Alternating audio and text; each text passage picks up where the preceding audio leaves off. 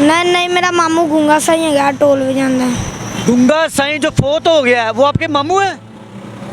नाज़रीन, गुंगे साईं का पाकिस्तान में नाम है।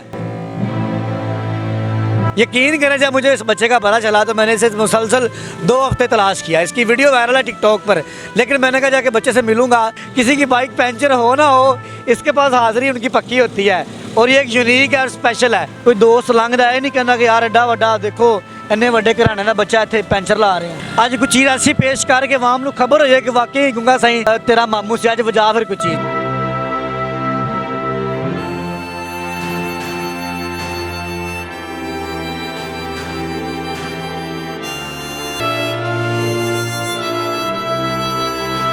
मुदस्सिर की बातों को लाइक करें, सब्सक्राइब करें और बेल आइकन को प्रेस करें ताकि नए आने वाली अपडेट आप तक पहुंच सके। अस्सलाम वालेकुम नाज़रीन, आपका मेज़बान मुदस्सिर रशीद आपकी खिदमत में हाजिर है और आप देख रहे हैं मुदस्सिर की बातें। देखते हैं सुनते गानों को मुदस्सिर का सलाम। पाकिस्तान में टैलेंट की कमी नहीं है, क्योंकि देखने में बच्चा है लेकिन इसके पास जो क्लास है, जो टैलेंट है वो बहुत बड़ा है। बज़ाहिर आपको देखने में ये बच्चा पंचर लगाने वाला नज़र आ रहा है कि बाइक्स के पंचर लगाकर अपने मामलात को देखता है, लेकिन ये बच्चा बहुत बड़ा म्यूजिशियन है। लोग इस बच्चे के पास इस वजह से भी आते हैं कि इसके पास जो क्लास है वो बड़ी यूनिक है। यकीन करें, जब मुझे इस बच्चे का पता चला तो मैंने इसे मुसलसल 2 हफ्ते तलाश किया। इसकी वीडियो वायरल है टिकटॉक पर, लेकिन मैंने कहा जाके बच्चे से मिलूंगा, फिर एक प्रोग्राम किया जाएगा। बच्चे से बात करते हैं, जानते हैं कब से बजा रहा है और इतना बड़ा सेटअप। एक रिश्ते पे बात करते हैं। अस्सलाम वालेकुम। वालेकुम सलाम। की हाल है जवान साहब, ठीक हो? ठीक। तंदुरुस्ती है? हाँ जी। माशाल्लाह। मैं वेख्या है कि तुसी ढोल बड़ा हैवी तू बजा लेना है।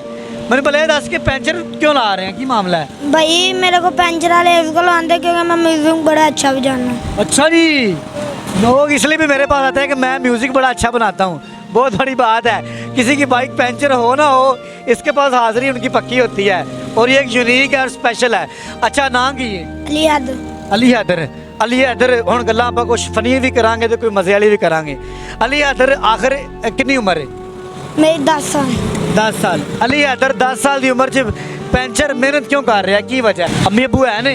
हाँ जी आने। अच्छा, माशाल्लाह। अम्मी अबू भी ने, हालांकि मेहनत करता है, बड़ी अच्छी गल है, मेहनती बच्चा है। तो म्यूजिक कितनी देर तो बजा रहे हैं? मैं भाई बचपन तो मैंने शौक है म्यूजिक बजाने का।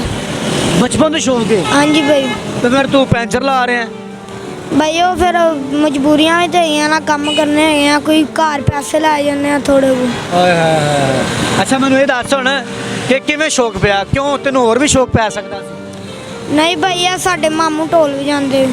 मामू ढोल बजाते ने तो फिर तुसी भी ढोलकी बन गए प्रोफेशनल? नहीं नहीं, मेरा मामू गूंगा सही है, ढोल बजाता है। गुंगा साईं जो फोत हो गया है वो आपके मामू है? नाज़रीन, गुंगे साईं का पाकिस्तान में नाम है। मैं उनका खुद बहुत बड़ा फ़ैन हूँ और पाकिस्तान में न्यूज़ के मुताबिक वो इस दुनिया में नहीं रहे। इंजी ना फोत हो गए हाँ ना? जी फोत हो गया वो ਤੁਹਾਡੇ सक्के मामू ने? हाँ जी भाई, उन्हें ही रहायश है इलाके चों। गुंगे साईं का ये कि इनके मामू है, फिर तुझे भांजे लगे भतीजे लगे? भतीजे। भतीजा है। गुंगे साईं का भतीजा आज हमारे साथ मौजूद है। देखिए, अल्लाह की कुदरत एक रैंडम था और बहुत बड़ी बात है। अच्छा, तो की सीखा फिर उन्होंने को? भाई मैं उन्होंने को नहीं जानता ਸੀ, ਜਦੋਂ ਵਜਾਉਂਦੇ ਸੀ ਨਾ ਮੈਂ ਉਹਨਾਂ ਦੇ ਕੋਲ ਬਹਿ ਕੇ ਵੇਖਦਾ ਸੀ ਉਹ ਕਿਵੇਂ ਵਜਾਉਂਦੇ। ਉੱਥੋਂ ਮੈਂ ਥੋੜਾ ਥੋੜਾ ਵਜਾਣਾ ਆਇਆ ਤੇ ਥੋੜਾ ਕੁ ਵਜਾ ਲੈਣਾ। गुंगे साईं ने तो पूरा पाकिस्तान जानता है, तेरे मामू ने तो तू भी कुछ किया है कि तेन तो लोग इतने जानने शुरू हो गए ने? नहीं नहीं भाई, मैं ਉਹਨਾਂ ਦੇ ਕੋਲ ਬੰਦਾ ਸੀ 2-3 ਵਾਰੀ ਉਹਨਾਂ ਨਾਲ ਵੀ ਵਜਾਣ ਗਿਆ ਵਾਂ। अच्छा अच्छा। ਫਿਰ ਉਹ ਫੋਤ ਹੋ ਗਿਆ, ਫਿਰ ਉਸ ਤੋਂ ਬਾਅਦ ਉਹਨਾਂ ਦੇ ਬੇਟੇ ਹੈਗੇ ਵੇ, ਉਹਨਾਂ ਨਾਲ ਵੀ 2-3 ਵਾਰੀ ਗਿਆ। ਉਹਨਾਂ ਦੇ ਬੇਟੇ ਦਾ ਕੀ ਨਾਮ ਪਤਾ है? एक का नाम है भाई कासम, एक का नाम है छिलो। इससे ये साबित होता है कि ये बच्चा वाकई वो इसके मामू थे और ये उसका भतीजा है। बहुत बड़ी बात है। और उनकी बेटी? उनकी बेटी का नाम है मोना सिंह। गुंगे साईं की बेटी का नाम? मोना। वो भी ढोल बजाती है? अनैत सिंह। हाँ जी। अच्छा, ज़बरदस्त। फिर आज हैदर आज कुछ चीज़ ऐसी पेश करके आवाम को खबर हो जाए कि वाकई गुंगा साईं तेरा मामू से, आज वजा फिर कुछ चीज़ है। चलो ज़रा मुर्शदा नाम लैके शुरू हो फिर।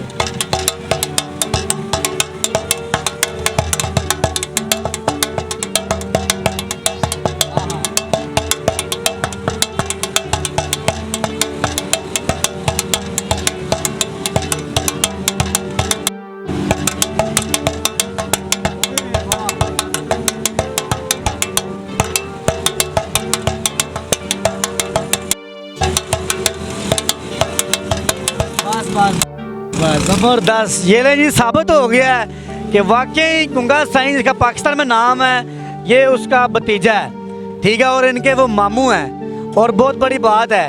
अच्छा मैंने ये दस हैदर पुत्र धुੱਪ ਦੇ ਵਿੱਚ ਮਿਹਨਤ ਕਰ ਰਿਹਾ ਹੈ, ਕੋਈ ਦੋਸਤ ਲੰਘਦਾ ਇਹ ਨਹੀਂ ਕਹਿੰਦਾ ਕਿ ਯਾਰ ਐਡਾ ਵੱਡਾ ਦੇਖੋ ਇੰਨੇ ਵੱਡੇ ਘਰਾਣੇ ਦਾ ਬੱਚਾ ਇੱਥੇ ਪੈਂਚਰ ਲਾ ਰਿਹਾ। भाई नहीं वो आंदे वे मेहनत करनी, फिर मेहनत मेहनत ही। ਮਿਹਨਤ 'ਚ ਕੀ ਮਿਹਨਤ ਹੈ? कोई भी नहीं भाई मेहनत। हाँ डेली ਦੇ ਕਿੰਨੇ ਪੈਸੇ ਕਮਾਣਾ ਹੈ? इधर झूठ नहीं मारना।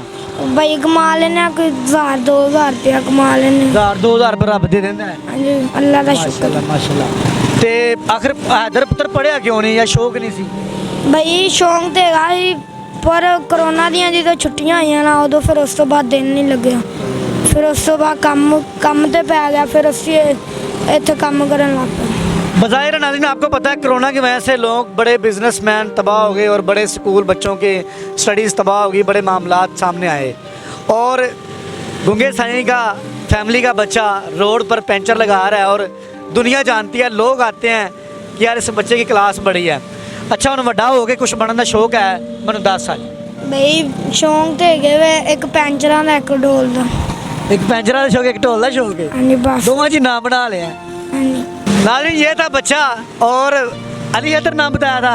अली हैदर बड़ा ही प्यारा बच्चा है, मेहनत कर रहा है ऑन अ रोड और गुंगा साईं जिसको पाकिस्तान जानता है, ये बच्चा उसका भतीजा है, ਹਾਂਜੀ भाई। उसका ये भतीजा है और बहुत बड़ी बात है और इसने उनकी पूरी फैमिली के नाम बताए हैं, तो मैं बिलीव किया कि यार वाकई में ही आपकी वो फैमिली है और आपके वो क्लोज हैं और बहुत बड़ा क्लास, बहुत बड़ा talent on a road puncture लगा रहा है और अपनी रोज़ी कमा रहा है। इस बच्चे की स्टोरी के लिए कमेंट कीजिएगा। इसी के साथ अपने मेज़बान मुदस्सिर को इजाज़त दें। देखते रहे मुदस्सिर की बातें, देखते हैं सुनते कानों को मुदस्सिर का सलाम।